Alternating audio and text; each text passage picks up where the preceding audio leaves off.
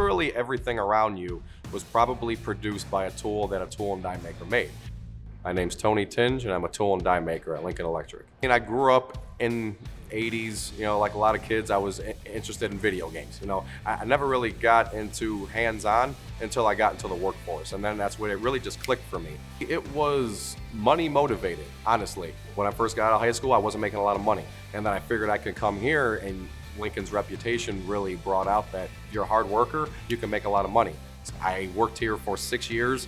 Had no clue what tool and die was. I used the fixtures, I used a lot of the stuff that the tool room produced, but it never really clicked to where it came from. I wanted to try to settle down and have a family, more of a normal lifestyle. I bid on the apprenticeship for tool and die maker, and I got accepted. I graduated with honors from my high school, but I don't believe you need to be a so-called bookworm to get into this field. As a tool and die maker, we learn from the day you start to the day you retire.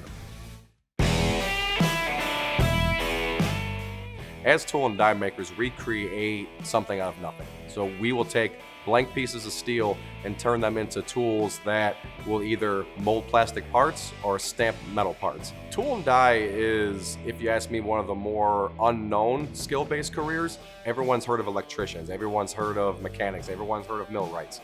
There is a huge need for tool and die makers in the future, just because there's not a lot of people going into it. A lot of people don't know this, but the average age of a tool and die maker is 50 years old.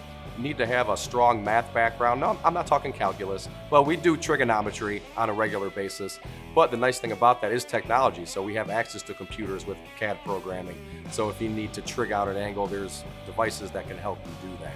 Now, you do have to have a strong work ethic too. And you have to have a passion in order to want to do things correctly and to have a passion to do things, the right way.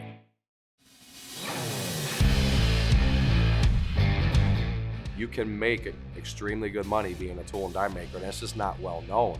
As long as you're willing to work, you have to be willing to work. That's the thing. You will get dirty. I'm not gonna lie. It's just, this is a job where you're gonna get dirty and you're gonna have to use your hands and you're gonna work long hours, but it's rewarding. The nice thing about tool and die is you can literally go anywhere in the world and do this trade and be successful and make good money.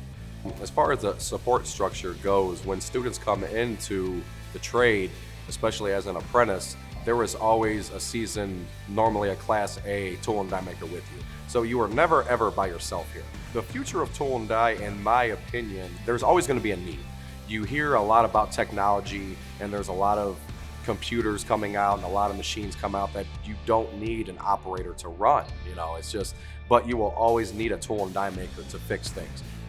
There's a lot of things that you just go about in your everyday life that you don't think about where it came from. It came from us.